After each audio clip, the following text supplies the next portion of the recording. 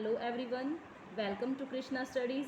Today we will start our new chapter and the chapter name is reproduction in plants. आज जो हम chapter पढ़ने जा रहे हैं वो है चैप्टर हमारा रिप्रोडक्शन इन प्लांट्स की कैसे प्लांट्स के अंदर जो है वो रिप्रोडक्शन होता है।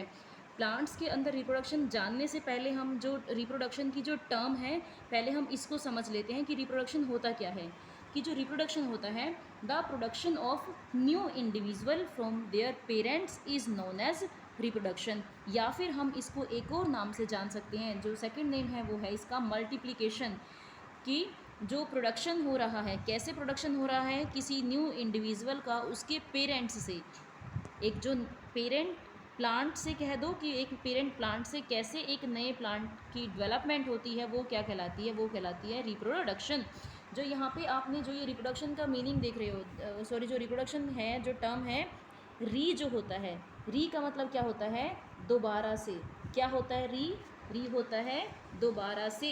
और प्रोडक्शन का मतलब क्या होता है, प्रोडक्शन का मीन्स क्या होता है पैदा करना। क्या होता है प्रोडक्शन का मीनिंग पैदा करना। तो दोबारा से किसी चीज़ को पैदा करना वो क्या कहलाता है रीप्रोडक्शन। अब इसकी डेफिनेशन को देखो आप, the production of new individual. Reproduction का जो रिजल्ट होगा क्या होता है, एक नए इंडिविजुअल की फॉर्मेशन होती है।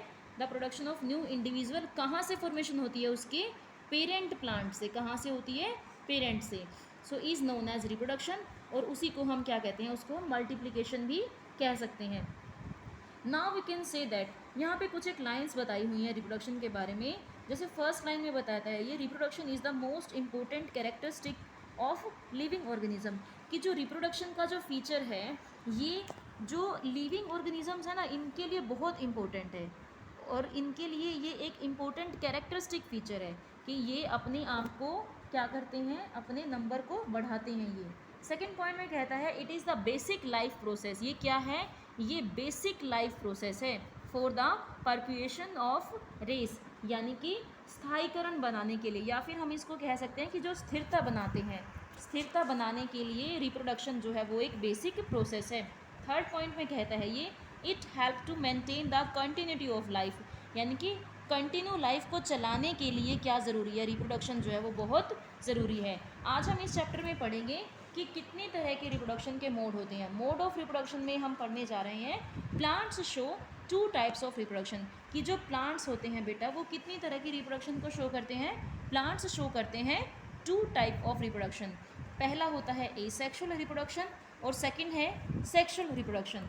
जो फर्स्ट है आपका एसेक्सुअल रिप्रोडक्शन, इसमें क्या होता है, in case of asexual reproduction the division of plant body. इसमें क्या होगा, जो प्लांट की जो बॉडी होती है वो डिवाइड होती है किसमें, या तो दो या दो से ज़्यादा पार्ट में डिवाइड हो जाती है और वो आगे चल के एक नए प्लांट को डेवलप करती है।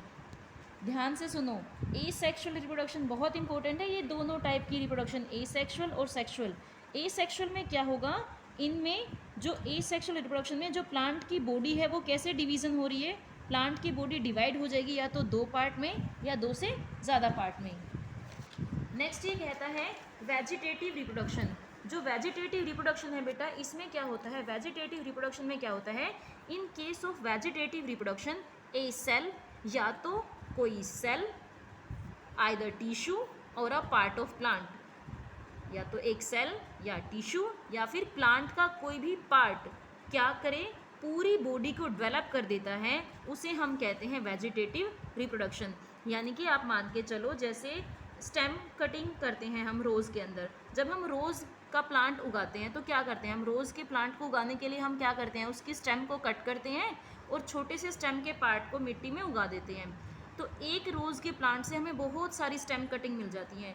और क्या करते हैं, उन सारी स्टेम कटिंग को जब हम लगाते हैं तो हमारे पास बहुत सारे रोज़ के प्लांट्स हो जाते हैं ना। तो ये क्या कहलाया, ये जो इस टाइप का जो रिप्रोडक्शन था वो था आपका वेजिटेटिव रिप्रोडक्शन। इसमें क्या किया था हमने, पार्ट ऑफ प्लांट लिया था। क्या लिया था इसमें हमने, पार्ट ऑफ प्लांट लिया और उस पार्ट ऑफ प्लांट से एक नई बॉडी जो थी वो डेवलप हुई थी। So in case of vegetative reproduction a cell, या तो सेल या फिर टिश्यू से या फिर प्लांट के पार्ट से एक नई बॉडी डेवलप होती है इनटू अ न्यू ऑर्गेनिज्म, एक नए ऑर्गेनिज्म के अंदर। It also called vegetative propagation के नाम से भी इसको जानते हैं। इसी को वेजिटेटिव रिप्रोडक्शन कहते हैं और इसी को वेजिटेटिव प्रोपेगेशन के नाम से जानते हैं। अब सेकंड आता है आपका sexual reproduction. Sexual reproduction in plants में इसमें क्या होता है, in case of sexual reproduction 2 parents are needed. ये ध्यान से पढ़ो बेटा, इसमें सेक्सुअल रिप्रोडक्शन में आपको क्या चाहिए, 2 पेरेंट्स चाहिए आपको। 2 parents are needed to give rise to a new individual. Asexual में हमने पढ़ा था कि ए सेक्सुअल में सिर्फ हमें सिंगल प्लांट बॉडी चाहिए। क्या चाहिए, हमें सिंगल प्लांट बॉडी चाहिए। लेकिन सेक्सुअल रिप्रोडक्शन में क्या है, in case of sexual reproduction 2 parents are needed to give rise. कितने चाहिए हमें, 2 पेरेंट्स चाहिए। 2 parents give rise to a new individual. It take place by the formation of seed. इसका प्रोसेस क्या है, सेक्सुअल रिप्रोडक्शन में सबसे पहले क्या होता है, फॉर्मेशन ऑफ सीड्स होता है। अब हम इनको डिटेल से पढ़ेंगे। पहले हम डिटेल में पढ़ेंगे अपने ए सेक्सुअल रिप्रोडक्शन को।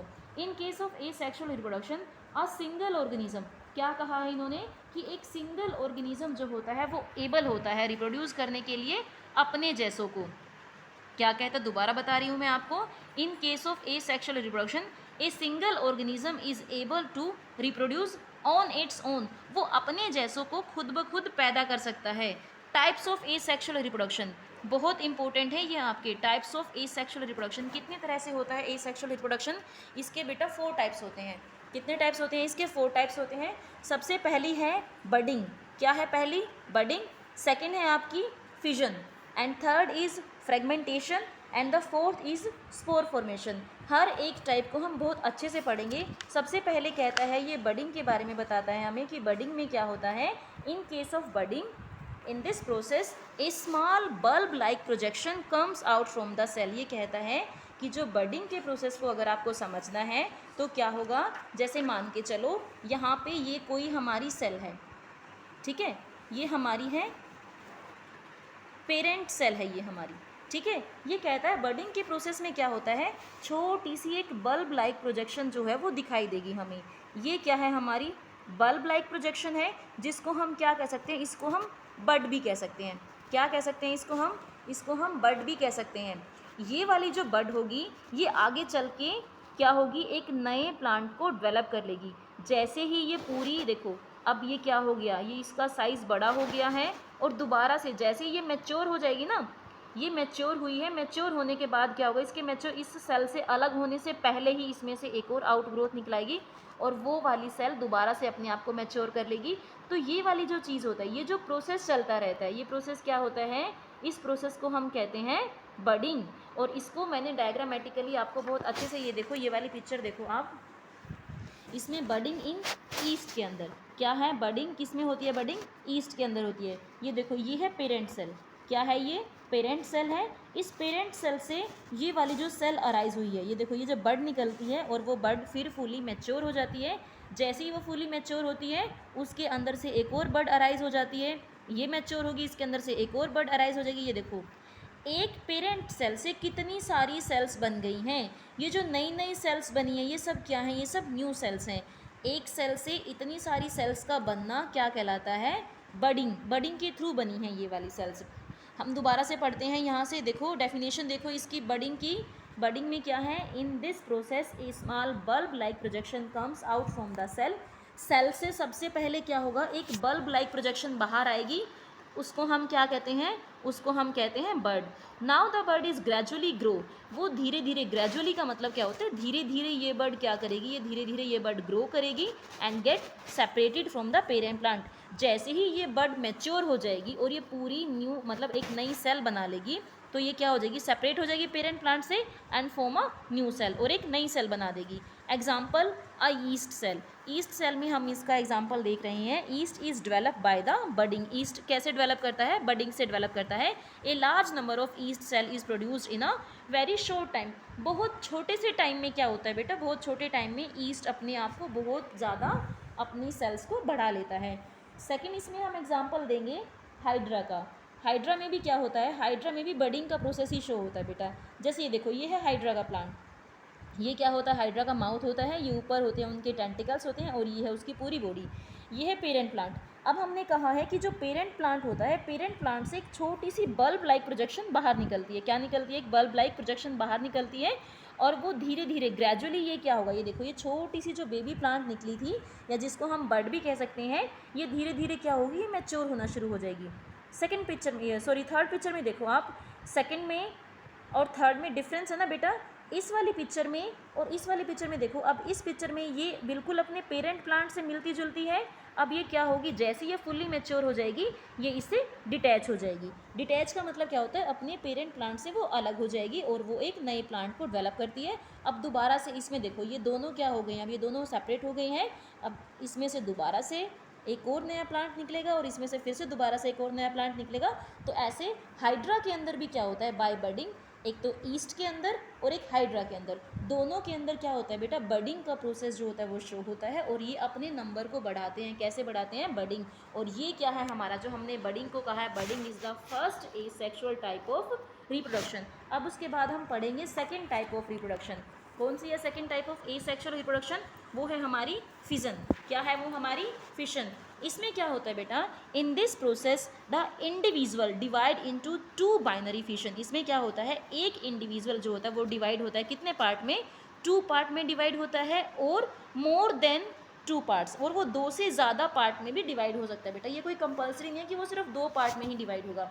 बस आपको ध्यान में ये रखना है कि फिशन एक ऐसा प्रोसेस है जिसमें क्या होता है कि एक इंडिविजुअल जो है वो दो या दो से ज़्यादा पार्ट में अपनी बॉडी को डिवाइड कर लेता है।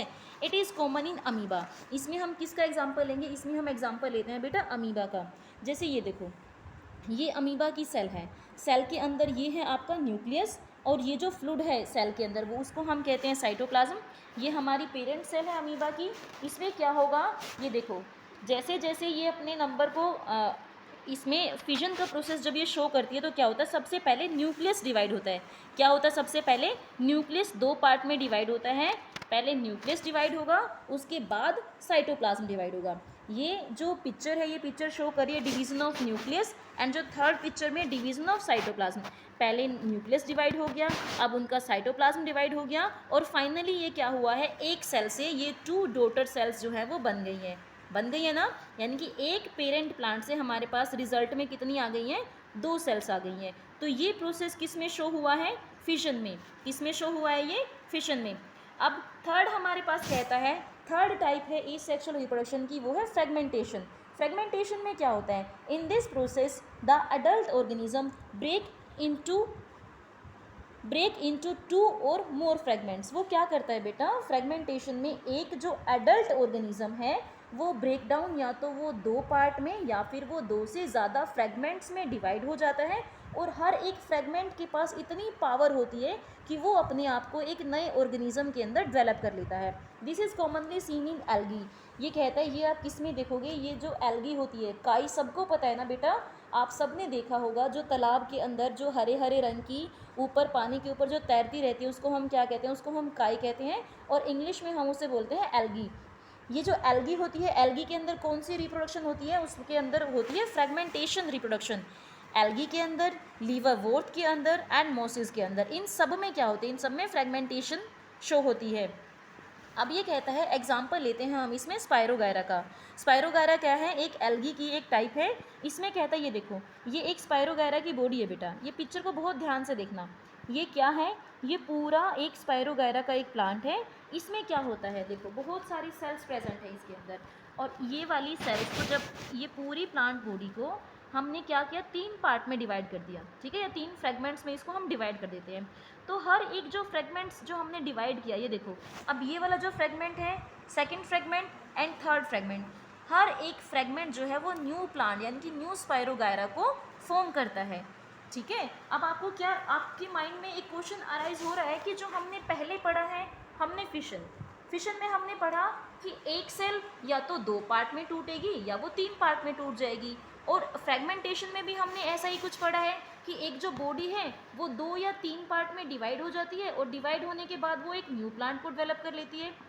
तो इन दोनों में डिफरेंस क्या हुआ, आपके माइंड में ये क्वेश्चन आया कि नहीं आया, कि जो हमने फिशन पढ़ा, फिशन में भी वो एक सेल दो सेल के अंदर डिवाइड हो जाती है, फ्रेगमेंटेशन में भी क्या होता है, एक प्लांट की बॉडी है या दो से ज़्यादा पार्ट में डिवाइड हो जाती है, और आगे चल के वो फिर से फर्दर अपना क्या करती हैं, फर्दर उनके अंदर डिवीज़न का प्रोसेस चलता रहता है और नए नए प्लांट्स डेवलप होते रहते हैं। कुछ सिमिलैरिटीज़ है इसमें, कुछ समझ में आया कि मैं जो समझाना चाह रही हूँ, मैं आपसे पूछना चाह रही हूँ कि फिजन और फ्रेगमेंटेशन में डिफरेंस है। अब वो जो डिफरेंस है वो मैं आपको बताती हूँ, ध्यान से सुनो बेटा। जो फिशन का प्रोसेस है, फिशन का प्रोसेस जो है, जैसे हमने बताया कि फिशन किस में देखा जाता है, अमीबा के अंदर देखा जाता है। और अमीबा क्या है आपका, अमीबा जो है वो आपका वो एक यूनिसेलुलर ऑर्गेनिज्म है। क्या है वो, यूनिसेलुलर ऑर्गेनिज्म, दैट मीन्स वो सिंगल सेल ऑर्गेनिज्म है। अमीबा के पास कितनी सेल होती हैं, सिर्फ एक सिंगल सेल है, और उसी सिंगल सेल को सारे फंक्शन परफॉर्म करने होते हैं। जैसे हम एग्जांपल लेते हैं अपनी बॉडी का, ह्यूमन बॉडी का अगर हम एग्जांपल लेते हैं, हमारी बॉडी में हमारा डाइजेस्टिव सिस्टम अलग है, ठीक है, रेस्पिरेटरी सिस्टम अलग है, और जितने भी सिस्टम है सब अलग अलग सिस्टम है, अलग अलग सेल्स परफॉर्म करती हैं। बट अमीबा के अंदर क्या होता है, सेल्स एक ही सेल होती है, लेकिन उस एक ही सेल को सारे काम करने होते हैं, ठीक है। तो ये क्या है, ये यूनिसेलुलर ऑर्गेनिजम्स हैं, और फिशन का प्रोसेस जो होता है वो यूनिसेलुलर ऑर्गेनिज्म शो करते हैं, और जो फ्रेगमेंटेशन का जो प्रोसेस होता है वो कौन शो करते हैं, वो multi cellular organism. Multi cellular का मतलब जिसके अंदर बहुत सारी सेल्स होती हैं। जैसे हम ह्यूमन बींग्स जो हैं, हम भी क्या हैं, हम भी मल्टी सेलुलर ऑर्गेनिजम्स के अंदर आते हैं। और जो आपका जो स्पायरोगायरा जो एल्गी है वो भी क्या है, वो भी आपकी मल्टी सेलुलर ऑर्गेनिज्म के अंदर इंक्लूड होती है। तो आज हमने जो पढ़ा है बेटा, वो हमने पढ़े हैं अपने एसेक्सुअल रिप्रोडक्शन के टाइप्स पढ़े हैं हमने, और जो भी इसका एक टाइप रह गया बेटा, जो स्पोर फॉर्मेशन रह गया, वो हम इसे नेक्स्ट लेक्चर में पढ़ेंगे। जितना मैंने आपको पढ़ाया वो बेटा आपको ध्यान से पढ़ना है, और जो आपको समझ में नहीं आता है उसके लिए आप मुझे कमेंट में मेंशन कीजिए।